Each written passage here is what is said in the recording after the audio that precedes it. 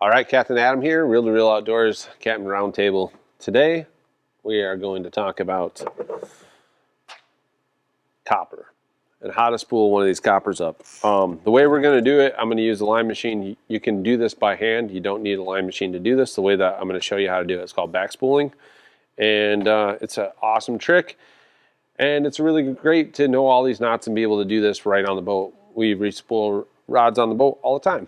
But before we get there, we got to thank our sponsors, Ludington Beverage and Bud Light, and also Captain Chuck's too here in Ludington, where I'm actually at right now. Great facility. It's after hours, so it's not very busy, and it's nice and quiet because we turned everything off that makes noise. But anyways, we're going to spool this up and show you the process. Really simple. This is what you're going to need. All right, when you're back spooling a reel, what you're going to do is basically build the line backwards. So the first thing that will go on will be the leader material. I'm using this Suffix Advanced Fluorocarbon. This is my new leader material that I'm using. It's awesome. If you haven't tried it out yet, it's incredible. It's fluoro, it's strong, it's abrasion resistant. This is 25 pound. I like to use 25 pound on all of my coppers. Maybe not if I had 100 copper or something like that. I wanted to be a little stealthier. I might use 20 pound. And then also like in August, September, when the fish are getting to their max size, we will step it up to 30 pound. And a lot of times we'll do that even towards the end of July. So here's the process. We're going to take our CV55 Elf from Akuma. We're going to tighten the drag all the way down. That way your drag's not slipping. You're not wearing your drag out while you're doing this. Clicker off. It will wear your clicker out as well if you do not turn it off. We'll take our 25 pound. We're going to put 50 feet of this on there. So we're going to go around the spool. We'll make 2 wraps around through the line paw or the level wind. 2 wraps around, and then we're going to tie a uni knot. That'll be our termination to the spool. However, we'll cut this in a minute when we transfer to the other reel, but we'll do the same thing with the model back. Okay, so we're going to cut that. And we are going to put 50 feet on here.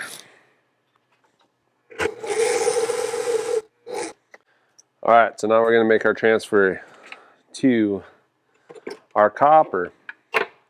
However, we are going to make sure that we have line out so that our line does not end up back inside the reel somehow. What I'd like to do is just take and put a rubber band around.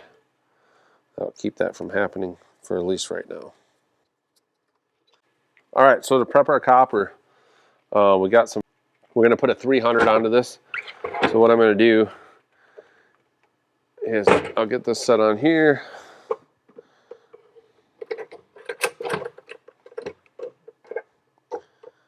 If you do not have a line machine, I recommend that you buy a pre-metered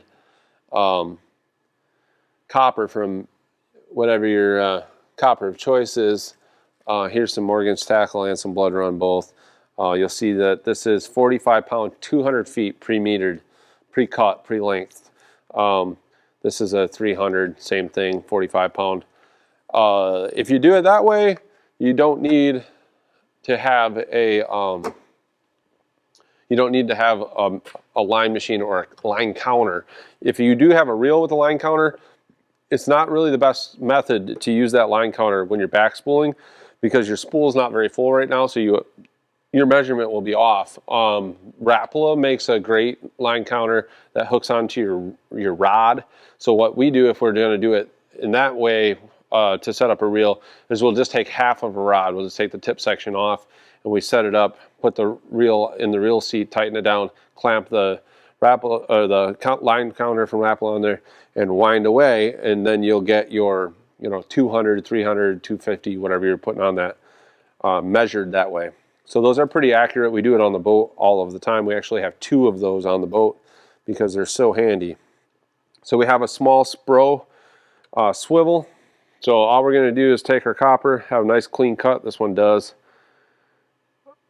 Go in. I like to leave about an inch hang out, and then I'm just going to wrap that back around. All right, so you kind of have that. I'll show you out here on the GoPro.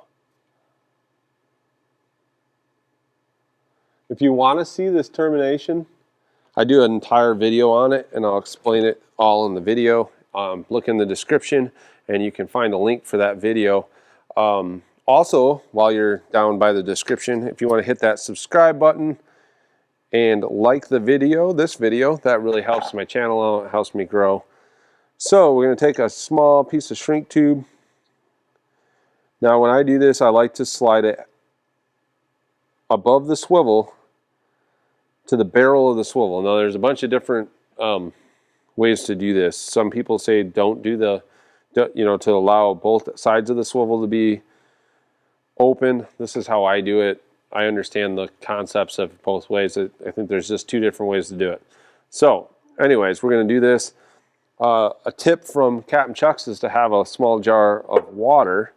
So when you do this with your lighter, and you don't want to burn your tube, so you just want to get it to shrink. And as soon as it's shrunk, you're done. Try to not get too close. And then what they do is they dip it in there. And what that does is it cools that swivel off. So any heat that was built up in the swivel will not transfer to the mono and weaken the mono when we tie our knot. Never thought of that before. You learn new things every day. I think that's definitely going to be in my bag of tricks from here on out. All right, so we're going to grab our leader that we already put on our back spool reel, and we're going to I tie a uni knot. You can use a fisherman's knot, whatever kind of knot you want. If you want to know any of the knots, check that description, and I have links to all the knots that I use to build this copper reel. All right, so at this point, we're ready to wind our copper onto our reel. I'm going to use the line machine. Once again, you don't need a line machine. You can do this without. If you don't have a line machine or a line counter that you can trust, definitely just order the pre-metered and you're ready to go. So here we go. We're going to put 300 feet of 45-pound copper. And I'm keeping a little bit of tension the whole time. I don't want it to build up on one side of the reel. All right, we're going to got our 100 yards, 300 feet for our 300 copper. Once again, we're going to grab a small spro. Another thing they do here at Chuck's, I'm going to show you real quick. They have one of these magnetic cups, and that's what they keep their swivels in. That is an awesome idea. Of course, most people probably don't have 100 swivels next to their desk when they're doing this either. All right, I got my termination there, and now I'm going to grab my shrink tube.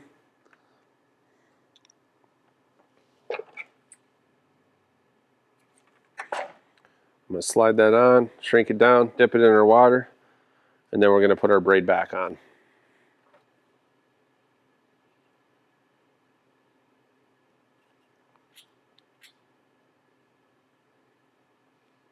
Another little tip, if you start shrinking on the side that you don't want to move, it won't shrink backwards for you. So I shrink the side with the swivel first, and that way it doesn't pull away from the swivel as you're shrinking. Okay, we got that on. We got it cooled down.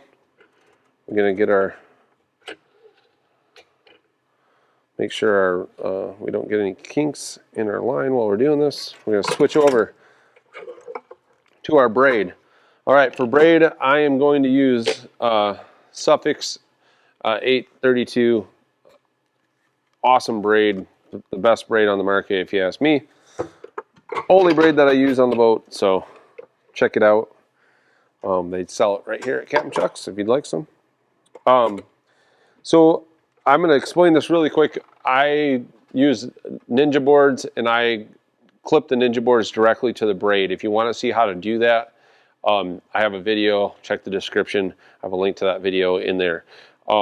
If you're using, if you need to clip to mono, this is where you would put a chunk of mono in. So you would go from your copper to your mono, I like to use 40-pound mono if I'm doing that. I use about 10 feet, and then I make my transfer to my braid. I like to use braid backer for 2 reasons. You get more capacity out of your reel because the braid takes up a lot less space. Also, braid from the tip of your rod to the planer board when it's out, braid cuts through the air better and you get less loop. You'll get less jumping of the boards. Not a big deal if you're only running 1 or 2 boards. We run 4 or 5 boards on each side every day. So we have to be more aware of that, I guess, or conscious of it. Anyways, so I'm just going to tie my braid to my spro here. And there again, I'm just going to use a uni knot. And I'm going to use 5 wraps with braid. I use a little bit more, 6 or 7 wraps with mono, a little bit of lubrication.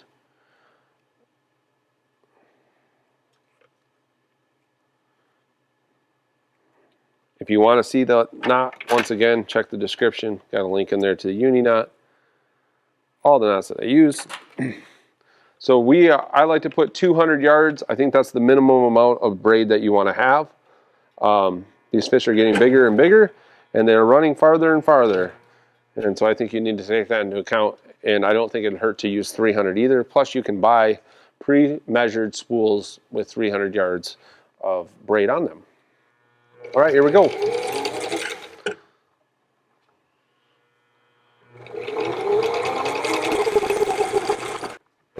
Okay, we have our 200 yards of braid on there. Once again, we are going to make sure that our line cannot go inside the reel and the reel get out of time. And now we're going to just fill the back of the spool. So if you look at these, at least on the Kumas, it's a little bit, there's a line on the Shimanos as well. I'm not sure on the Daiwas, but where they start to taper the machining of the spool, if you look right here, you can kind of see that taper. Right there is what I'm talking about. I like to stay before the taper about, you know, a 1/16 of an inch or so. And that will give you, you know, make sure your line's not building up all in the center, but that'll give you a good clearance on your guide paw. That needs to be able to go around without hitting your spool, which will be full of mono. So there's my tip of the day.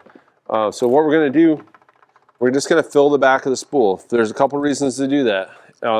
If you keep that spool more full, it allows you to have a faster retrieve rate. Not a lot, but every time you reel, that spool will go 360 degrees. Well, if it has a larger diameter, then it's going to retrieve more line. Number 2, it also helps your drag work better. So it's good practice, I think, to fill them all the way up. Okay, so now we're going to tie our uni knot to connect our braid to our mono. I like to tie the braid first. A little bit of water. And then the same thing on the mono side, except for I'll do 7 wraps instead of 5. If you want to see this uni knot, once again, link in the description. We'll take you right to that knot. All right, so we got 100 and about 110 yards of backer. 105 is probably good. Now, this only works, the exact measurements only work if you are using exactly the same line that I'm using, same poundage, and or at least line diameter's got to all be the same of everything you're using. So now we put our other 55 in there, tighten the drag all the way down. The one we're going to transfer from, I'm going to loosen the drag on, just in case somehow the level line was engaged or something like that. We don't want that to grab a hold and shoot the reel out of my hand. So same deal, we're going to take and put a uni, or excuse me, 2 wraps around the spool and then a uni knot to make our connection. You don't want to tie braid directly to your spool. It needs to have something, you need something that'll grip the spool, and mono is the cheap answer to that.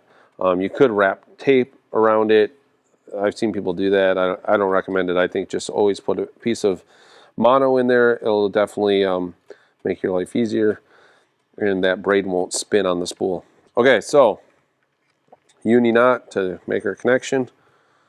Cinch that down. We have our drag tight on our reel and our host reel. We have the drag loose, and now all we're going to do is transfer from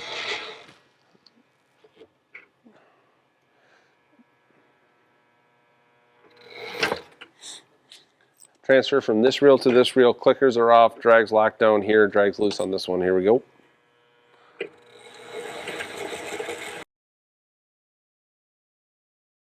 Once you get to this part, I like to just hand reel the rest of it on to make sure I don't somehow reel all the way in and break my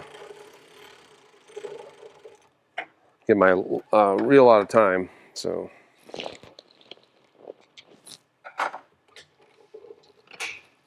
all right, at this point, I'm going to tie a surgeon's knot with a loop, surgeon's loop knot.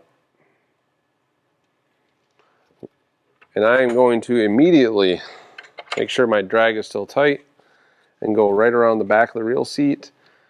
That way this reel cannot get out of time on you. If you store them, this is how we store them on the boat as well. Next most important thing to not getting your reel out of time is to put a label on your reel, right on the bottom of the reel seat. Do something, make sure that you mark this as a 300, because you don't want to assume that this is a 200 and or you know, assume that it's a 300 and have it actually be a 400 and end up with a big mess. So, or a 200 labeled as a 400, that would probably be a worse mess. But anyways, that's how you do it. Once again, if you don't want to go through all this, if you don't have a line machine, this is pretty time consuming. But you're in luck, because Captain Chuck's has a new line builder or you're in luck because Captain Chuck's has a new reel builder right on their website. There's a link in the description. You can actually just go on there and say, I want a 300 copper, I want it on a convector, I want braid backer, I want this kind of leader material on it. You can make all those decisions. They will do this for you and put it in a box and ship it to your house. Or stop by, pick it up. Maybe I'll be here. We can talk about browns or talk about something exciting. We're not going to talk about lions. We know that. So anyways, thank you to Bud Light and Ludington Beverage and Captain Chuck's for sponsoring this episode. And I hope to see you guys all again soon.